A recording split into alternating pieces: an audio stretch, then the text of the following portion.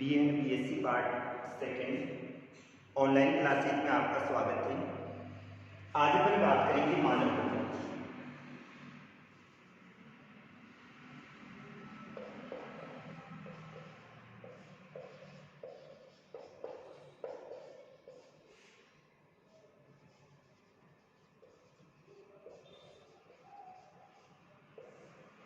यानी पिछले अध्याय में अपन ने अध्ययन किया था, जनजाति का अध्ययन किया था। अब अपन अध्ययन करेंगे प्रजाति। जनजाति और प्रजाति दोनों में क्या अंतर पाया जाता है? तो जनजाति में तो अपन किसका अध्ययन करते हैं? जनजाति के अंतर्गत अपन व्यक्ति के सामाजिक लक्षणों का अध्ययन करते हैं। उसके सामाजिक लक्षण कैसे पाए जाते हैं, उसका रीति रिवाज कैसा पाया जाता है, इन सबका अध्ययन किसमें किया जाता है? जनजाति में किया जाता है। जबकि प्रजाति में किसका अध्ययन किया जाता है? मानव के शारीरिक लक्षणों का अध्ययन किया जाता है। मनुष्य के शारीरिक लक्षण कैसे पाए जाते हैं, उसकी त्वचा का रंग कैसा पाया जाता है, सिर कैसा होता है, कद कैसा होता है, नाक कैसी होती है, आंखें कैसी होती है, इन सब का अध्ययन किसमें किया जाता है? प्रजाति में। तो प्रजाति जो कि अंग्रेजी भाषा प्रजाति शब्द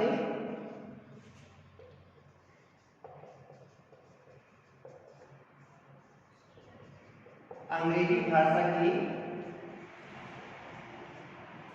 रेस का हिंदी रूपांतरण है। प्रजाति शब्द जो कि अंग्रेजी भाषा के रेस शब्द का क्या है? हिंदी रूपांतरण है। और रेस का अर्थ क्या होता है? परिवार होता है या वंश होता है या नस्ल होती है। मतलब क्या हो गया? एक ऐसा सामाजिक समूह पाया जाता है या मानव का ऐसा समूह पाया जाता है जिसमें उन व्यक्तियों के शरीर के सभी प्रकार के लक्षण क्या पाए जाते हैं? समान पाए जाते हैं। प्रजाति शब्द जो कि अंग्रेजी भाषा के रेस शब्द का हिंदी रूपांतरण है और इसका तात्पर्य क्या होता है? परिवार होता है, वंश होता है या नस्ल होते हैं। अर्थात मतलब क्या हुआ? एक मानव का ऐसा वर्ग जिसके सभी प्रकार के शारीरिक लक्षण क्या पाए जाते हैं? समान पाए जाते हैं। ये शारीरिक लक्षण वंशानुक्रम होते हैं, जो कि एक पीढ़ी से दूसरी पीढ़ी में हस्तांतरित होते रहते हैं। किसके रूप में? एक पीढ़ी से दूसरी पीढ़ी के रूप में। मानव शरीर में पाए जाने वाले जो ये लक्षण हैं वो पीढ़ी दर पीढ़ी स्थानांतरित होते रहते हैं। जैसे किसी व्यक्ति की नाक अगर लंबी है तो उसकी आगे वाली आने वाली पीढ़ी है उसकी भी नाक कैसी पाई जाती है? लंबी पाई जाती है। लेकिन कुछ ऐसे लक्षण भी पाए जाते हैं जो कि एक पीढ़ी से दूसरी पीढ़ी में स्थानांतरित नहीं होते और उनमें कमियां अधिकता आ जाती है। तो प्रजाति का तात्पर्य क्या है? मानव के उन शारीरिक लक्षणों को लिया जाता है जो कि एक पीढ़ी से दूसरी पीढ़ी में क्या होते रहते हैं? वंशानुक्रम के द्वारा स्थानांतरित होते रहते हैं। क्या कहलाती है? प्रजाति कहलाती है। प्रजाति शब्द जो कि अंग्रेजी भाषा के रेस शब्द का हिंदी रूपांतरण है, अर्थात मानव का एक ऐसा वर्ग जिसमें सभी प्रकार के जो शारीरिक लक्षण हैं वो एक पीढ़ी से दूसरी पीढ़ी में क्या होते रहते हैं? स्थानांतरित होते रहते हैं। क्या कहलाती है? प्रजाति। अर्थात उनके जो शारीरिक लक्षण हैं वो सबके क्या पाए जाते हैं? समान पाए जाते हैं। वो पूरा का पूरा क्या कहलाता है? कि प्रजाति कहलाता है। अब अपन अलग अलग भूगोलविदों का अध्ययन करेंगे। सबसे पहली बात करें ग्रिफिथ टेलर के अनुसार।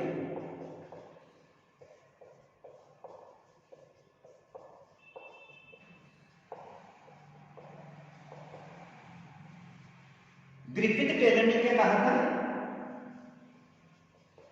प्रजाति नस्ल को प्रकट करती है।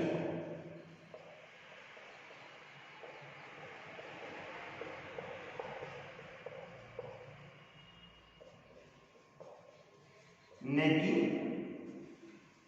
सभ्यता। प्रजाति किसको प्रकट करती है? नस्ल को प्रकट करती है, न कि सभ्यता को। नस्ल का मतलब क्या हुआ? प्रजाति हमेशा मानव के एक ऐसे वर्ग को प्रकट करती है जिसके केवल शारीरिक लक्षणों में अंतर होता है। एक ऐसा मानव का वर्ग जिसके शारीरिक लक्षण समान पाए जाते हैं प्रजाति कहलाता है। उसमें सभ्यता का कोई मतलब नहीं होता है। वो चाहे हिंदी बोलता हो, चाहे अंग्रेजी बोलता हो, चाहे मारवाड़ी बोलता हो, लेकिन उसके जो शारीरिक लक्षण है सभी के, वो क्या पाए जाते हैं? समान पाए जाते हैं। अगली बात करें अपन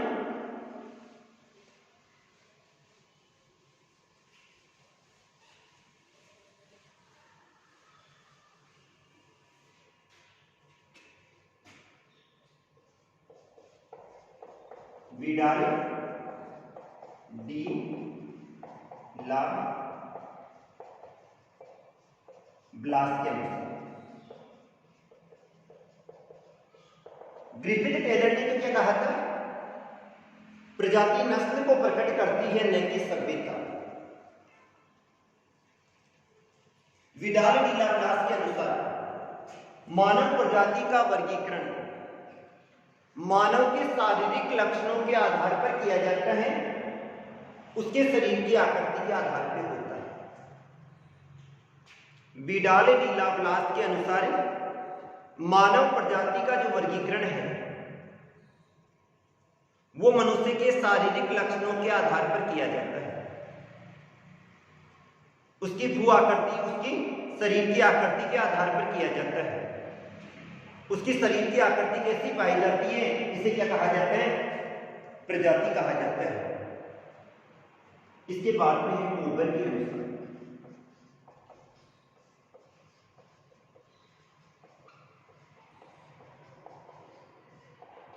कोबर के अनुसार बात करें तो मानव प्रजाति एक जैविक संकल्पना है। मानव प्रजाति क्या है? जैविक संकल्पना है। न तो ये सामाजिक संकल्पना है और न ही सांस्कृतिक संकल्पना।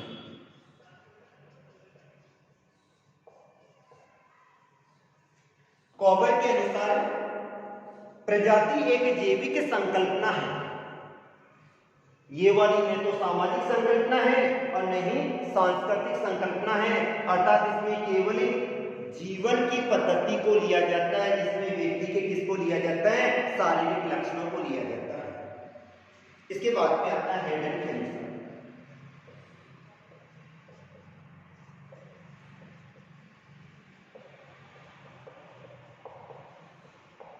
हेडन के अनुसार बात करें तो मानव प्रजाति एक जैविक नस्ल है जिसके प्राकृतिक लक्षणों का योग दूसरी प्रजाति के प्राकृतिक लक्षणों के योग से भिन्न होता है। हेडन के अनुसार मानव प्रजाति एक जैविक नस्ल है जिसके प्राकृतिक लक्षणों का योग दूसरी प्रजाति के प्राकृतिक लक्षणों के योग से क्या होता है? भिन्न होता है। ये वाले जो प्राकृतिक लक्षण होते हैं वो पीढ़ी दर पीढ़ी स्थानांतरित होते रहते हैं। सेम लक्षण आगे वाली पीढ़ी में पहुंच जाते हैं। तो हेडन ने क्या कहा था? हेडन के अनुसार प्रजाति एक जैविक नस्ल है जिसके प्राकृतिक लक्षणों का योग, प्राकृतिक लक्षणों के योग से मतलब होगा उसकी नाक, उसके नेत्र, उसके बाल, उसकी कपालधारिता, उसके शरीर का कद, त्वचा का रंग, ये सारे के सारे जो लक्षण होते हैं वो एक प्राकृतिक लक्षण हो गए। और इनका जो योग होता है वो एक पीढ़ी, एक यानी प्रजाति से दूसरी प्रजाति में भिन्न पाए जाते हैं। एक प्रजाति के सभी लक्षण आपस में समान होंगे और आने वाली पीढ़ी में स्थानांतरित होते रहते हैं, दूसरी में उसी प्रकार के लक्षण दिखाई देते हैं। ये किसने कहा था? हेडन ने कहा।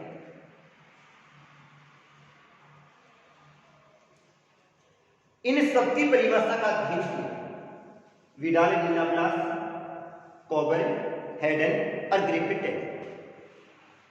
इससे क्या स्पष्ट हो रहा है?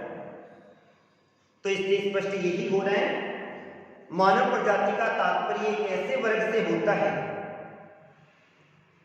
जिस वर्ग के सभी मनुष्य के शारीरिक लक्षण, बाह्य शारीरिक जो लक्षण होते हैं वो एक पीढ़ी में समान पाए जाते हैं और एक पीढ़ी से दूसरी पीढ़ी में ये वाले लक्षण क्या होते रहते हैं? स्थानांतरित होते रहते हैं।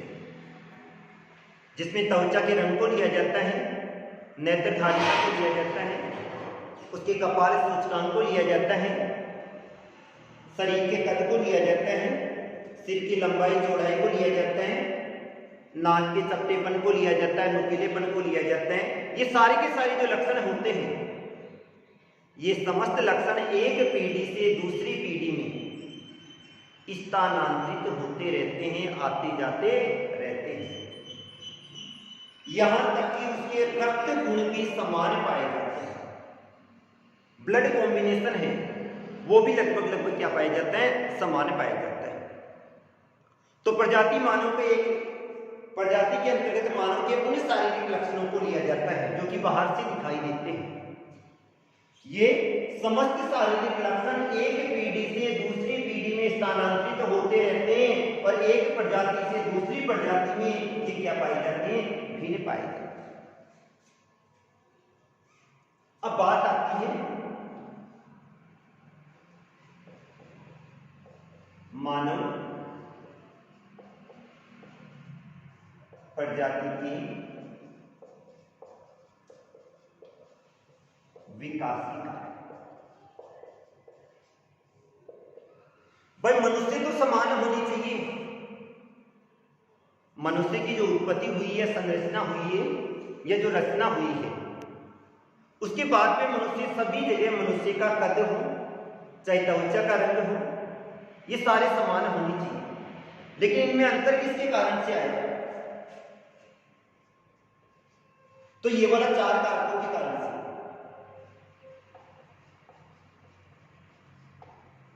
जलवायु परिवर्तन,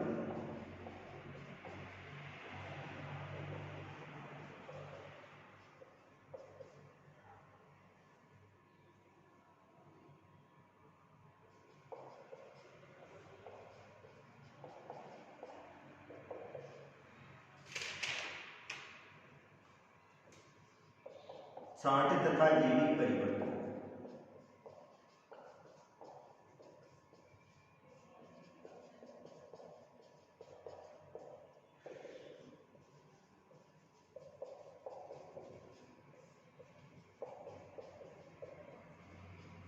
और प्रजाति, मानव प्रजातियों का जो विकास हुआ है वो 4 कारणों से हुआ है।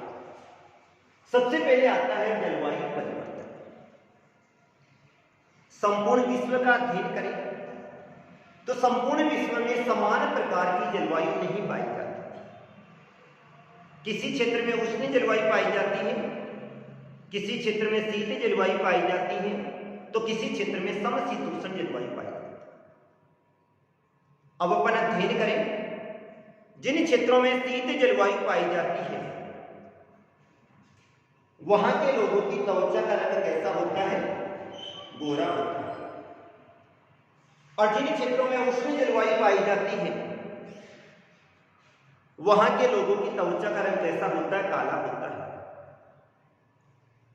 और जिन क्षेत्रों में समशीतोष्ण जलवायु पाई जाती है वहां के लोगों की त्वचा का रंग न तो गोरा होता है न काला होता है, दोनों के बीच का पाया जाता है। एक युग था प्लीस्टोसीन काल, और प्लीस्टोसीन काल की बात करें तो उस समय क्या हुआ था? मनुष्य एक स्थान से दूसरे स्थान पर गमन करने लगा। इस प्लीस्टोसीन काल के बीच में 5 बड़े महायुग आए और इनके बीच में गर्म जलवायु का प्रदेश है। जब लोग शीत प्रदेश से दूसरे प्रदेशों में जाने लगे और शीत प्रदेश से उष्ण प्रदेश में गए, अब शीत प्रदेश में लोगों की त्वचा का रंग कैसा था? गोरा था। और जैसे ये लोग उष्ण प्रदेश में पहुंच गए, इनकी त्वचा का रंग कैसा हो गया? काला हो गया। और जो लोग बीच में एशिया वाले क्षेत्र में रुक गए वो थोड़े बहुत सांवले हो गए, न तो गोरे न काले। अपन धूप में खड़े होते हैं या धूप में कार्य करते हैं, अपने आप ही त्वचा का रंग कैसा हो जाता है, काला हो जाता है। प्रभाव किसका रहा? जलवायु का प्रभाव। तो जलवायु के प्रभाव के कारण से मानव की त्वचा पर सबसे अधिक प्रभाव पड़ता है। दूसरी बात करें ग्रंथि रस प्रभाव। मानव शरीर में कुछ ग्रंथियां पाई जाती है और ये वाली ग्रंथियां क्या करती है? हार्मोन का स्राव करती है। मानव शरीर में कुछ ग्रंथियां पाई जाती हैं और ये वाली ग्रंथियां हार्मोन का स्राव करती हैं। ये हार्मोन सीधे के सीधे मनुष्य के शारीरिक लक्षणों को प्रभावित करते हैं, जैसे पीयूष ग्रंथि, इसको मास्टर ग्रंथि भी कहा जाता है।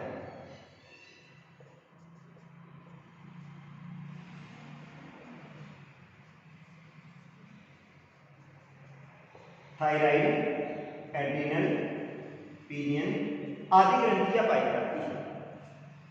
ये ग्रंथियां हार्मोन का स्राव करती हैं और हार्मोन का स्राव करने के कारण से मनुष्य में कुछ शारीरिक लक्षणों का विकास होता है।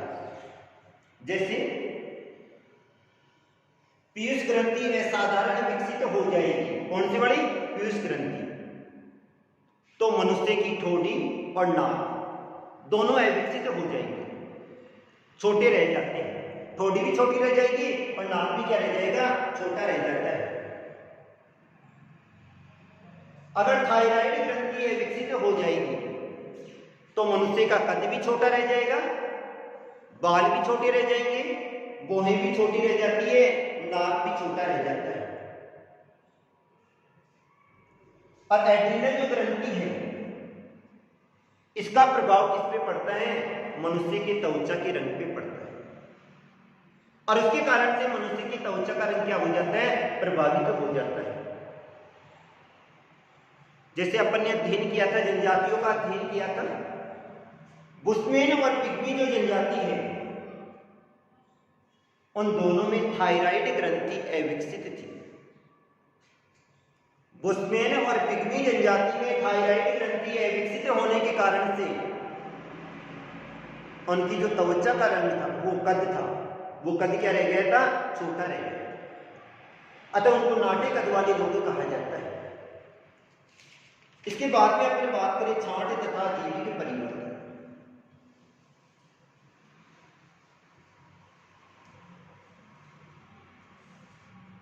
छांट तथा जैविक परिवर्तन की बात करें तो प्रकृति का एक नियम है। वो नियम मानव के शरीर पर कार्य करता है। जिस अंग का सर्वाधिक उपयोग होता है वो वाला अंग धीरे धीरे क्या करता है? वृद्धि करता है। और जिस अंग का प्रयोग कम होता है धीरे धीरे वो लुप्त होने की स्थिति में हो जाता है। तो मनुष्य जिन अंगों का अधिक उपयोग करता है उनका विकास अधिक हो जाएगा, और मनुष्य जिन अंगों का उपयोग कम करता है धीरे धीरे उनका विकास क्या हो जाएगा? कम हो जाएगा। आदि मानव के कर्ण, पिन्ना, ये वाले कान बड़े बड़े होते थे क्योंकि मनुष्य जंगलों में निवास करता था। एक मनुष्य दूसरे को आवाज लगाता, यहां से आवाज टकरा के कहां चली जाती? अंदर। आज के समय आवाज लगाने की जरूरत ही नहीं पड़ती है। मनुष्य के कर्ण, पिन्ना क्या हो गई? छोटी हो गई। पहले मनुष्य यानी शरीर पे कम कपड़े पहनता था तो शरीर पर बाल पाए जाते थे। धीरे धीरे मनुष्य कपड़े पहनने लगे, शरीर के बाल क्या होने लगे? लुप्त होने लगे। तो मनुष्य में कुछ शारीरिक लक्षण ऐसे होते हैं जिनका उपयोग अगर अधिक करेगा तो उनका विकास भी अधिक होगा, और जिनका उपयोग कम करेगा उनका विकास क्या हो जाएगा? कम हो जाएगा। कई बार मनुष्य एक स्थान से दूसरे स्थान पर प्रवास करता है, और जब मनुष्य एक स्थान से दूसरे स्थान पर प्रवास करता है तो मनुष्य के उन शारीरिक लक्षणों में भी क्या आ जाता है, परिवर्तन आ जाता है। क्योंकि शायद हो सकता है उस क्षेत्र में उस अंग का प्रयोग ही कम होता हो और धीरे धीरे वो क्या हो जाते हैं, अविकसित हो जाते हैं। इसके बाद में आता है प्रजातीय विषय। ये भी सबसे महत्वपूर्ण कारक होता है। दो प्रजातियों का अगर मिश्रण हो जाएगा तो तीसरी प्रजाति का क्या हो जाएगा, विकास हो जाएगा। फैक्ट बात है। अगर गोरा व्यक्ति है उसका विवाह काली स्त्री से कर दिया जाए तो उसकी जो संतान उत्पन्न होगी वो सांवले रंग की होगी। तीसरी प्रजाति निकल के आ गई, एक तरफ गोरा था एक तरफ काली, और संतान कैसी होगी, सांवली होगी। तो प्रत्येक प्रजाति में आपस में मिश्रण की प्रवृत्ति पाई जाती है। और ये वाली मिश्रण किसके कारण से हुआ, जब व्यक्ति एक महाद्वीप से दूसरे महाद्वीप में प्रवास करने लगा। जैसे अफ्रीका महाद्वीप का कोई व्यक्ति एशिया में चला गया और वहां जाकर उसने शादी कर ली तो उससे होने वाली संतान के अधिकांश गुण नए रूप में विकसित होंगे, अर्थात कौन से रंग में आ जाएंगे, सांवले रंग में आ जाएंगे। तो ये तो था प्रजाति। बाकी अध्याय अगले में अध्ययन करेंगे।